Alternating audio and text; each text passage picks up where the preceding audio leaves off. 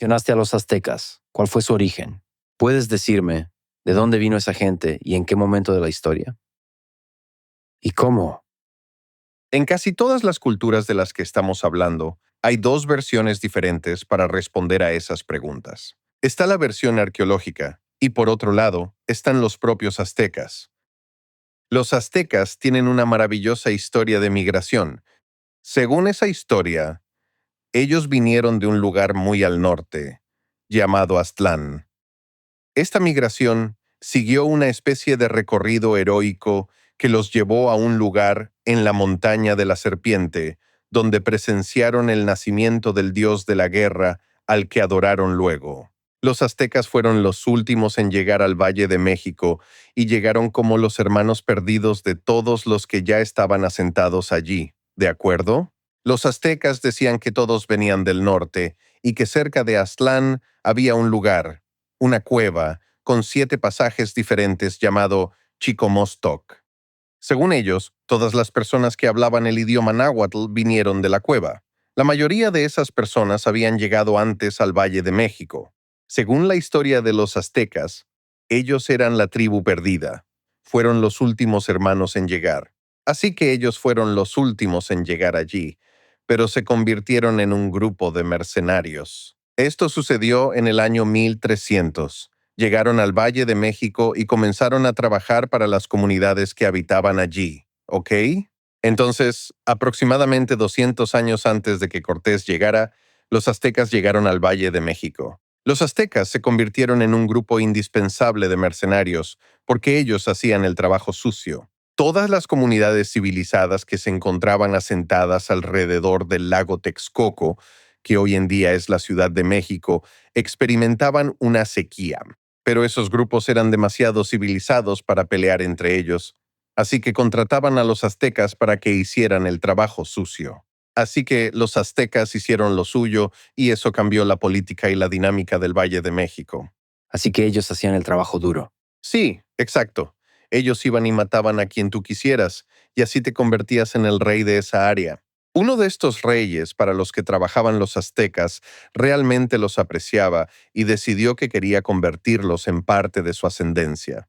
Así que decidió darles a su hija para que se casara con el líder de los aztecas.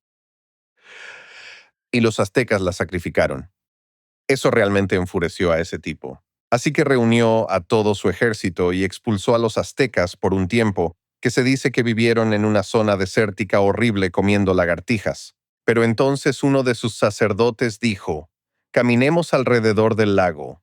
Según mis visiones, donde veamos un águila sentada en un cactus con una serpiente en la boca, es donde nosotros construiremos nuestra capital». Y la vieron, sí, pero el águila estaba en una isla en el lago. Y entonces él dijo: «Bueno, no sé, ese es el lugar». Así que fueron a esa isla y luego simplemente comenzaron a acumular barro del lago hasta que construyeron una ciudad entera allí en el medio del agua. Y entonces los aztecas lograron construir una ciudad en la isla. Y todo esto ocurrió en unos 100 años. Así que llegaron alrededor del año 1300 y en 100 años lograron fundar Tenochtitlán, que es como llamaban a la capital. A partir de allí, tomaron rápidamente el control de todo el valle y se aliaron con las otras 2 grandes comunidades del lago en lo que se conoce como la Triple Alianza. Pero en realidad no eran aliados, porque los aztecas eran brutales y las otras comunidades acordaron no decir nada y dejar que los aztecas tomaran la batuta. Y así los aztecas se expandieron de manera incontrolable hasta llegar al área maya. A donde iban, renombraban las ciudades y obligaban a la gente a pagar un tributo. Fue una civilización que se expandió muy rápido, pero duró poco. Fue famosa.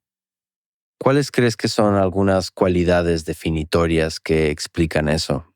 Creo que los aztecas tenían una actitud muy parecida a la de Átila el Huno. Ellos no tenían problema con arrancarte la piel, mientras que todas las demás comunidades de la época se habían vuelto demasiado civilizadas. Los aztecas eran mercenarios, se lo decían a todo el mundo: «Podemos arrancarte el corazón o puedes trabajar para nosotros. Si trabajas para nosotros, no tendrás ningún problema». Cuando iban a un pueblo, primero aparecían con un grupo de comerciantes. En ese entonces, había una clase de comerciantes que también eran militares. Ellos eran quienes evaluaban y decidían dónde iban a atacar a continuación. Se presentaban con un montón de productos aztecas y decían que les gustaría comerciar con ellos. Pero todo el tiempo estaban evaluando su destreza militar y qué productos había en ese pueblo que pudieran llevarse. Y luego, poco después de la visita de los pochtecas, llegaba el ejército para hacer el reconocimiento. Así que, según lo que explicaste recién, los aztecas tenían una gran clase de guerreros. ¿Podrías hablar más sobre su relación con la guerra y la violencia? Una de las deidades a las que adoraban era un dios de la guerra. El templo principal de los aztecas era el templo mayor, que tenía 2 templos en la cima. Uno era para Tlaloc, el dios de la lluvia, a quien le gustaban mucho los sacrificios, y el otro era para Huitzilopochtli. Huitzilopochtli significa el colibrí zurdo. Es el dios de la guerra, pero también es un colibrí. Tal vez es rápido y viene del lado mágico o algo así. Sin embargo, justo al lado del templo, a ambos lados del edificio principal, había 2 templos de los guerreros. Uno era del clan de los guerreros águila y el otro del clan de guerreros jaguar. Y aunque unían sus fuerzas, también competían simbólicamente entre sí. Si quisiéramos hacer una comparación actual, podríamos decir que es como la Armada y la Fuerza Aérea. Competían de manera amistosa sobre quién era mejor, ¿sabes? Pero eran una misma fuerza. Así que esos eran sus guerreros simbólicos, vestidos con sus atuendos tradicionales. Los aztecas atacaban a otras comunidades con estas 2 fuerzas, lo cual no tenía precedentes en la historia de Mesoamérica. Nunca antes se había visto algo así. Creo que podríamos hacer una comparación con lo que sucedió en Europa. Al querer hacer una comparación, el ejemplo que se me viene a la mente es el famoso momento de Enrique V en Azincourt.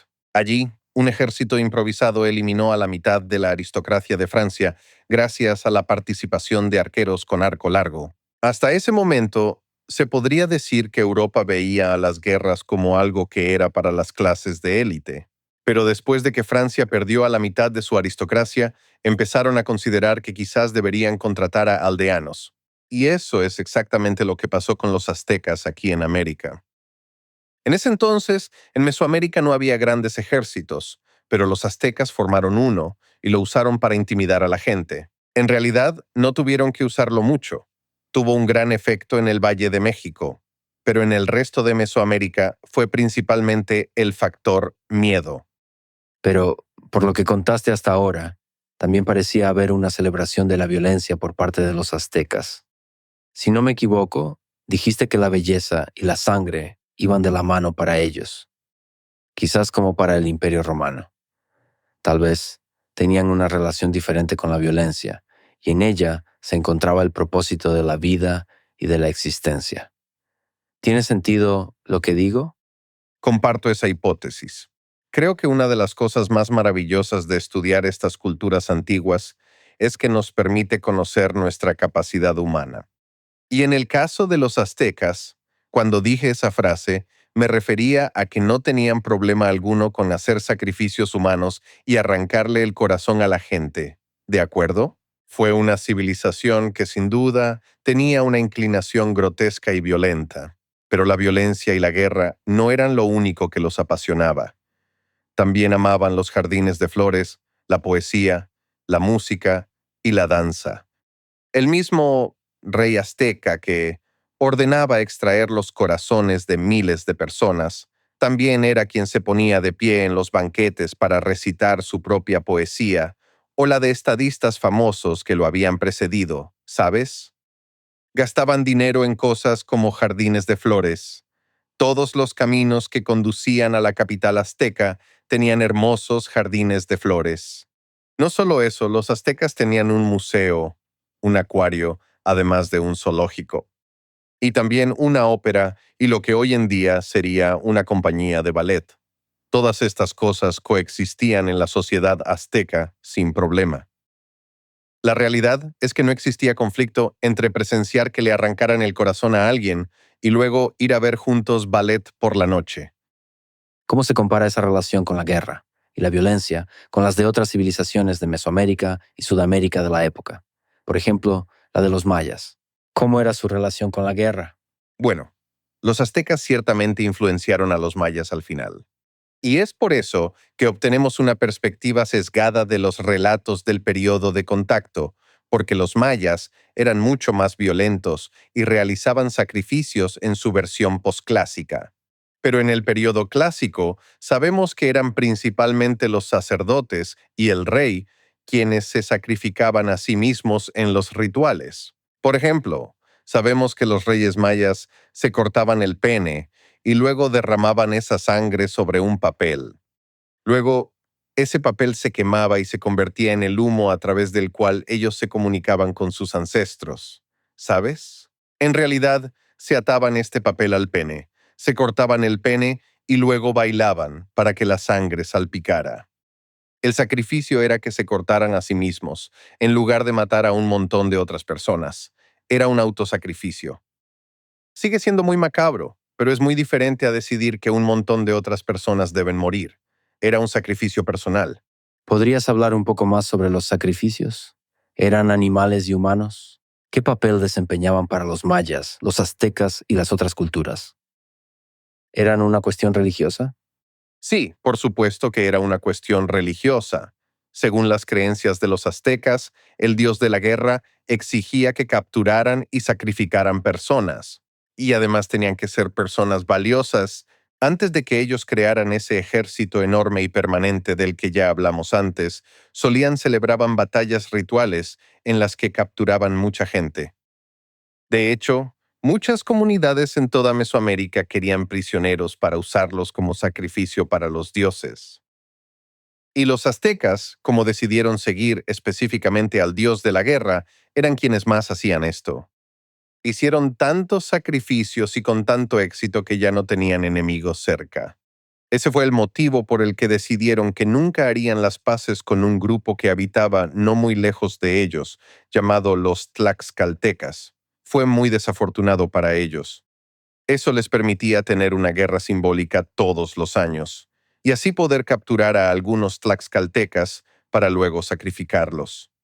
Cortés se encontró con los tlaxcaltecas y pensó, aquí hay personas que odian a los aztecas, así que los usaré en su contra. Siempre decimos que Cortés conquistó el mundo azteca, pero en realidad fueron Cortés y 20,000 tlaxcaltecas súper enojados. ¿Cómo eran los sacrificios? ¿Eran batallas rituales o simplemente les cortaban la cabeza a las personas? ¿Había algún ritual interesante en el sacrificio que hacían? Solía extraerse el corazón y a veces la cabeza, pero los sacrificios se realizaban en la cima del templo para que todos los vieran.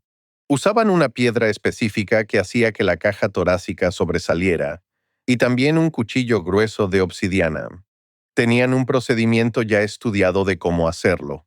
Apuñalaban a la persona en el pecho, luego empujaban hacia abajo el esternón mientras rasgaban hacia arriba.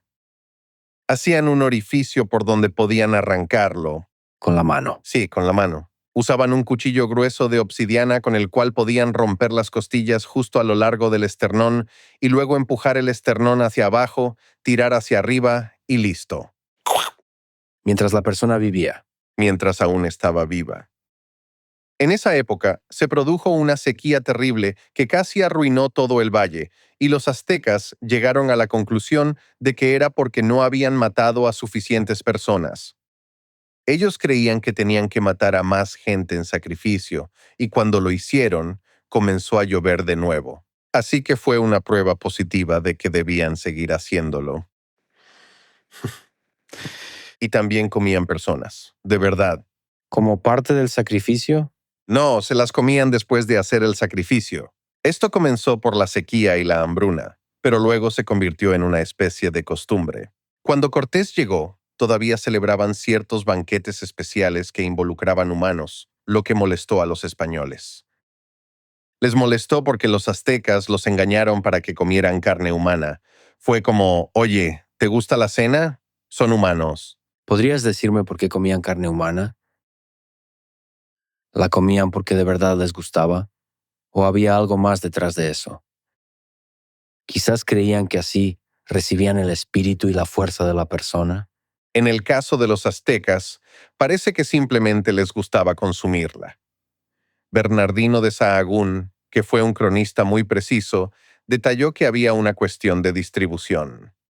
Por ejemplo, las élites recibían las nalgas porque eran la mejor parte. Esa era la mejor parte para comer. Y luego repartían al resto hasta que algunas personas solo recibían dedos de las manos y de los pies. Era una cuestión de gusto entonces. Lo era. Qué increíble. Sí, de verdad les gustaba, y de hecho eso es lo que causó la Noche Triste. ¿Has oído hablar de ese suceso? Fue la noche en la que los aztecas de verdad enloquecieron y echaron a los españoles. Y todo se desencadenó por culpa de un hombre llamado Pedro de Alvarado, a quien Cortés había dejado a cargo mientras él no estaba. Cortés se había ido a la costa a intentar convencer a la fuerza nueva de que estuvieran de su lado, y lo logró. Pero mientras tanto, Pedro de Alvarado fue quien se quedó a cargo en el pueblo, y estaban haciendo otro de esos grandes banquetes y fiestas aztecas para celebrarlos. Y entonces un tipo le dijo, «Oye, ¿te gusta la cena? Sí, es una buena cena. Bueno, es carne humana. Estás comiendo humanos. Te dije que sabían bien». Y eso hizo que Alvarado enloqueciera, y les pidiera a los guardias que cerraran las puertas. Y asesinó a todos en la fiesta, mujeres, niños. Nadie tenía armas. Él simplemente mató a todos, y eso enloqueció tanto a los aztecas que terminaron asesinando a Moctezuma, quien era su prisionero, y luego intentaron matar a todos. Y pensar que todo esto que sucedió fue culpa de Pedro de Alvarado, porque se alteró por comer humanos. Fue una pequeña broma. Ellos pensaron que era gracioso y él no. Eso es fascinante. Suponía que cierto nivel de canibalismo tendría que ver con comer el corazón para recibir el espíritu de la persona o algo así. En ciertos rituales de caza de ciervos, sí, pero para los aztecas no era así. Les gustaba comer humanos. Era parte del factor miedo también. Es decir, podían ir a un pueblo nuevo y decir algo como, pueden enviarnos una cierta cantidad de plumas de quetzal cada mes, o podemos comerlos. Así que hicieron una guerra psicológica y una real, y así es como se expandieron. Y estaban a punto de conquistar a los mayas cuando llegaron los españoles y lo arruinaron todo. Habían rodeado a los mayas y estaban a punto de tomar el control de todo Yucatán.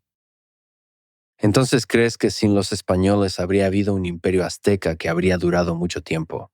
Creo que habría existido un imperio azteca y que habrían terminado dominando a todos, pero lo habrían logrado a través del odio, y todos odiaban a los aztecas. Así que no habría durado para siempre, porque no gobernaban justamente, sino que lo hacían por la fuerza, y eso, tarde o temprano, conduce a una revolución.